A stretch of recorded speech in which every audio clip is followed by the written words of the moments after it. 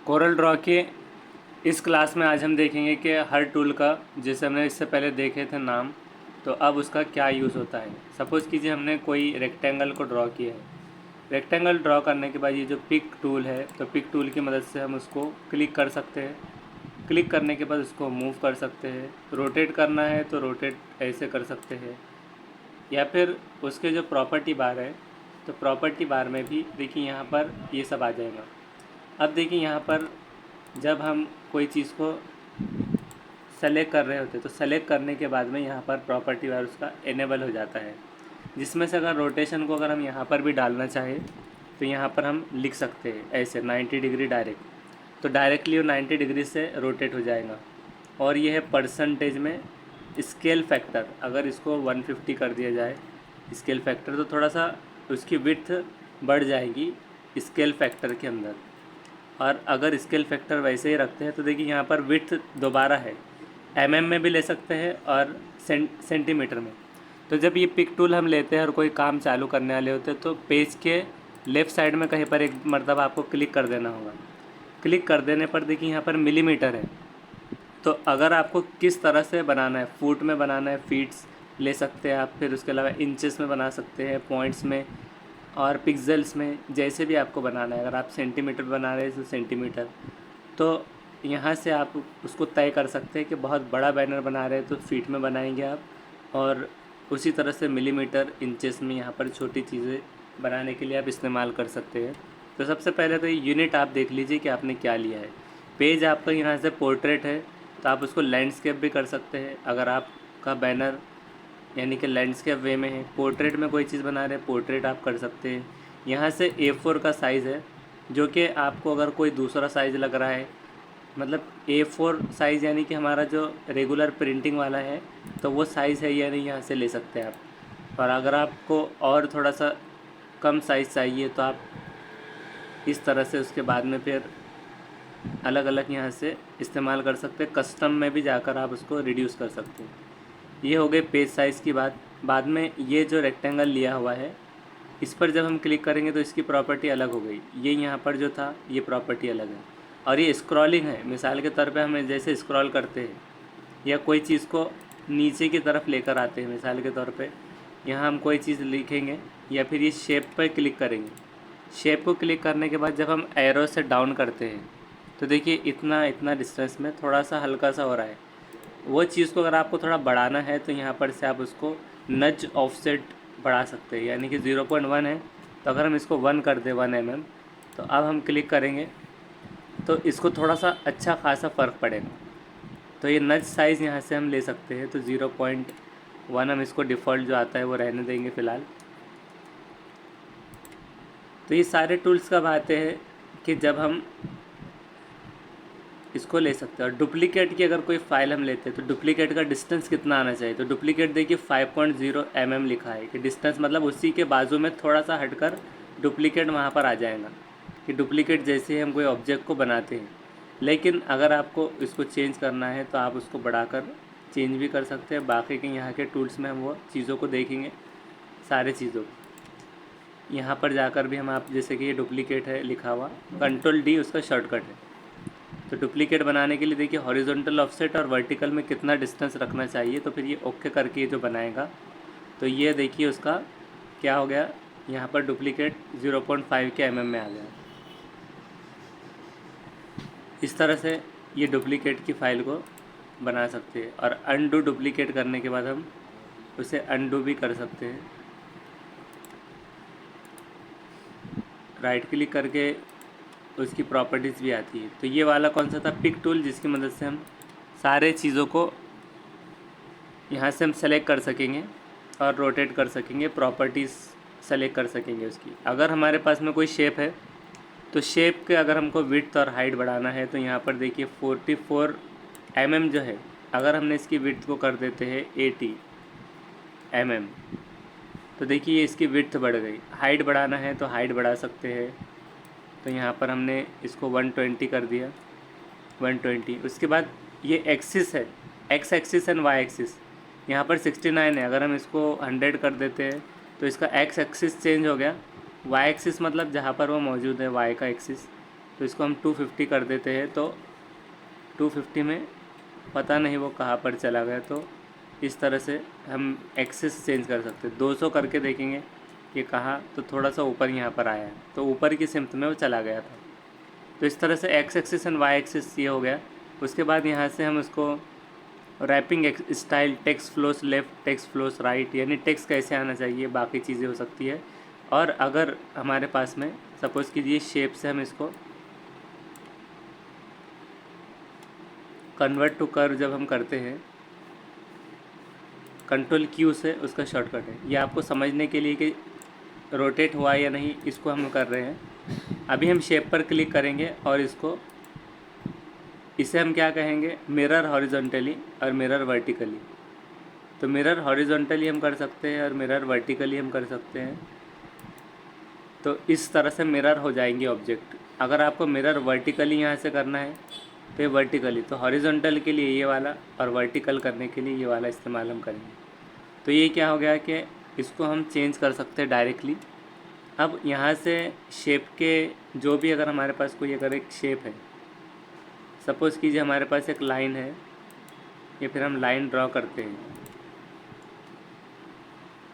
तो line draw करने के बाद उसका एजेस कैसे होने चाहिए, ये देखिए यहाँ पर एरो शेप में है। तो अगर हम एरो सेलेक्ट अगर कर लेते हैं, तो यहाँ देखिए ये, अगर हम इसको जूम करते हैं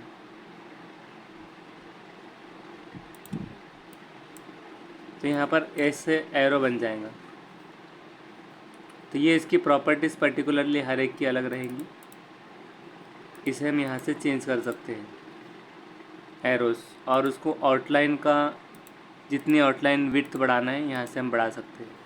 तो ये सारी चीज़ें ऑब्जेक्ट को सेलेक्ट करने के बाद में आते हैं, जो कि हम माउस की मदद से कर सकते हैं। ऑटो क्लोज कर्व, तो ऑटो क्लोज यानी कि ये ओपन था तो ऑटोमेटिक उसने क्लोज़ कर देना। तो ऑटो क्लोज़ का ये मतलब था। ये हो गया कुछ टूल्स के बारे में। अभी हमको उसके अगला टूल जो है शेप टूल। तो ये जो शेप टूल रहेगा, तो हमारे पास में कोई ऑब्जेक्ट जब मौजूद रहे तो हम शेप टूल पर F10 भी प्रेस कर सकते हैं शॉर्टकट से। तो इसको शेप का एक एरो आ जाएगा, लेकिन ये शेप तब तक बराबर से नोड नहीं बना पाएगा जब तक कि कर्व में कन्वर्ट ना हो। तो हमने इससे पहले देखा था कंट्रोल क्यू हम प्रेस कर सकते हैं कर्व करने के लिए, और वहाँ से इसको हम शेप दे सकते हैं और नोड्स भी उसमें एक्स्ट्रा में ऐड कर सकते हैं।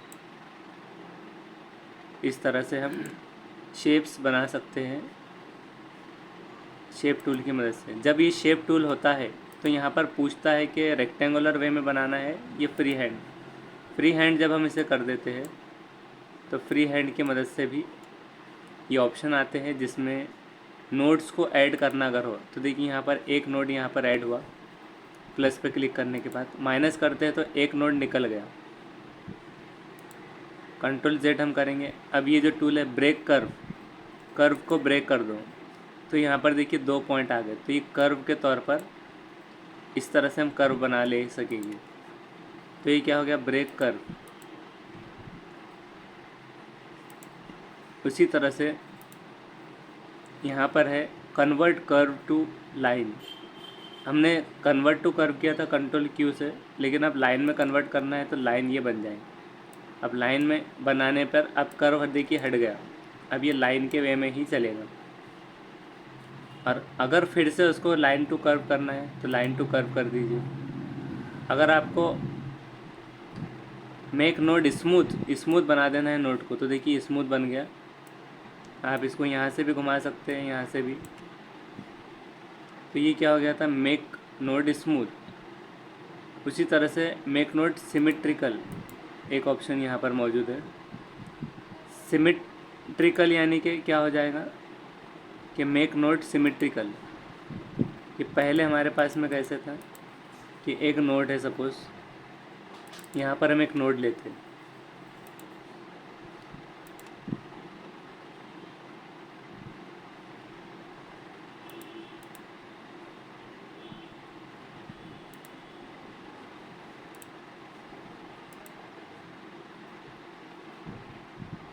तो इसे हम सिमेट्रिकल बनाते हैं। सिमेट्रिकल बनाने पर ज़्यादा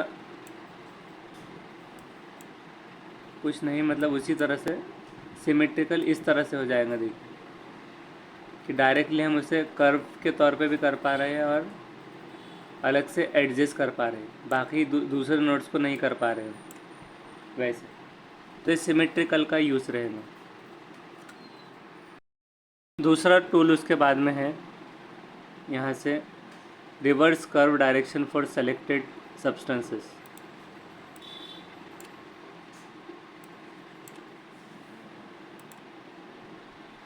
तो नेक्स्ट टूल का क्या नाम है? Reverse curve direction. इसके लिए मैग्नीफायर का इस्तेमाल हम आपको आगे बताने वाले हैं, लेकिन यहाँ से भी आप देख सकते हैं कि देखिए यहाँ पर कर्व का एक निशान दिखाई देगा जो कि जूम करने पे थोड़ा सा कम हो गया है।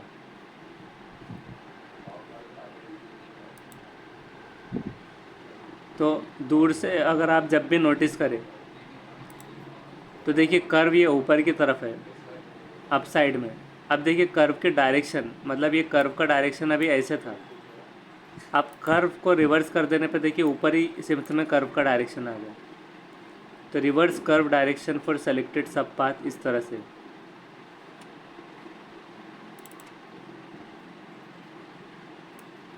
नेक्स्ट ये अभी डिसेबल है, एक्सटेंड कर्व टू क्लोज, कि क्लोज के तौर पर कर्व को आगे बढ़ा देना, और एक्सटेक्ट सब पाथ, कि उसका सब पाथ बनाना, जो भी रास्ता चल रहा है उसका। ऑटो क्लोज कर्व, तो इसको भी वो ऑटो क्लोज कर देगा कर्व को ऑटोमेटिकली। बाकी स्ट्रेच एंड स्केल नोट्स, इसका मतलब क्या है ये देखिए यहाँ पर अभी कितने पॉइंट्स आ गए हमारे पास, इधर 3 3 और ये 2।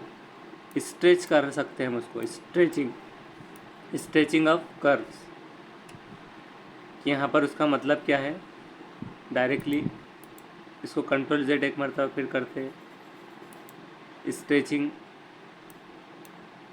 तो यहाँ से हम उसको ऐसे स्ट्रेच कर सकते हैं। किसको स्ट्रेच कर रहे हैं हम?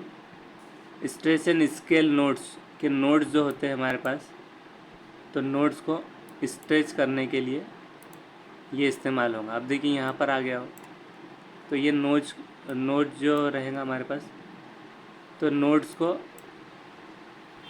इस तरह से हम स्ट्रेच कर सकते हैं, तो उसके लिए इस्तेमाल होता है। उसी तरह से रोटेट एंड स्केव नोट्स, तो नोट्स को हम रोटेट भी कर सकते हैं। देखिए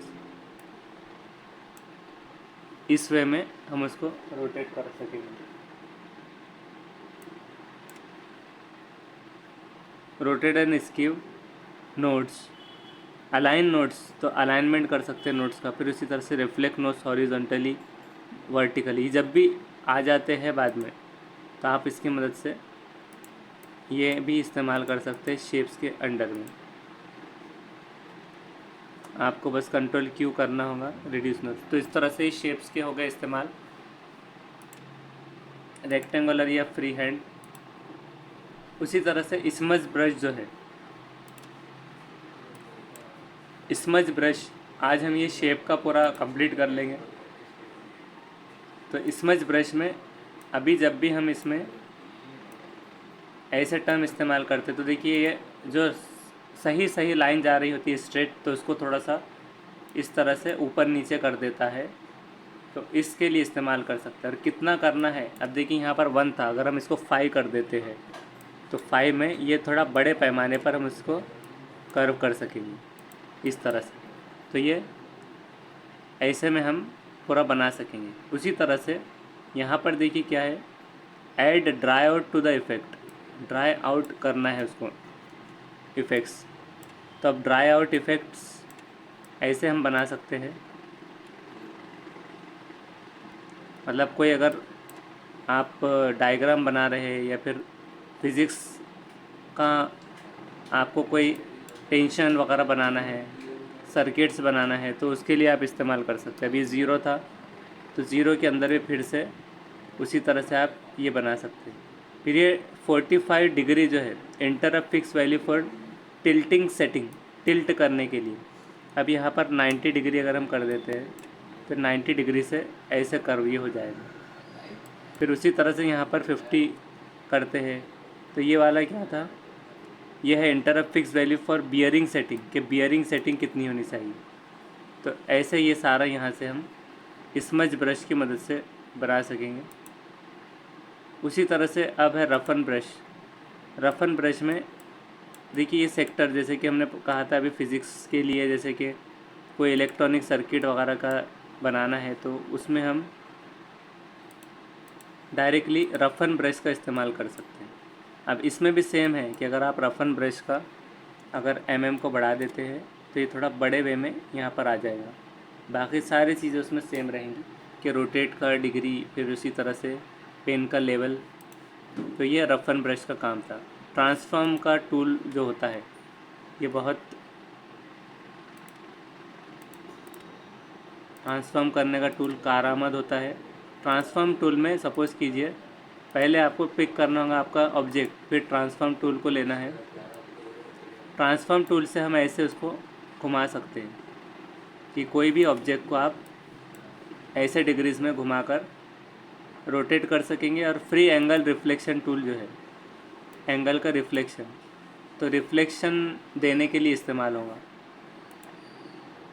उसी तरह से ये टूल है फ्री स्केल टूल।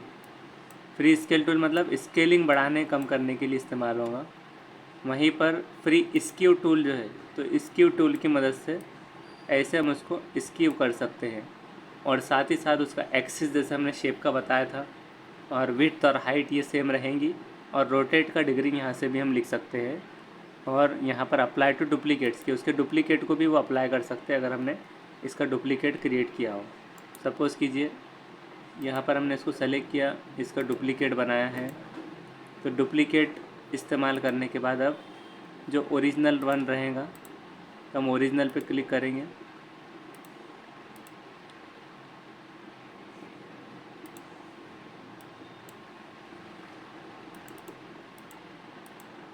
उसी तरह से रिलेटिव टू ऑब्जेक्ट के ऑब्जेक्ट से रिलेट करते हुए हमें वो ऑब्जेक्ट्स ऐसे तैयार कर पाएंगा, डुप्लीकेट्स बनाना और ये सारी चीज़ें। तो यहाँ से हम इसका इस्तेमाल कर सकते हैं। तो ये शेप्स टूल के अंडर में जो ट्रांसफॉर्म, शेप्स, रफन ब्रश ये सारे थे, तो इसका इस्तेमाल हमने आज देखा। कल के वीडियो में हम देखेंगे यहाँ पर से क्रॉप टूल का इस्तेमाल। Thank you.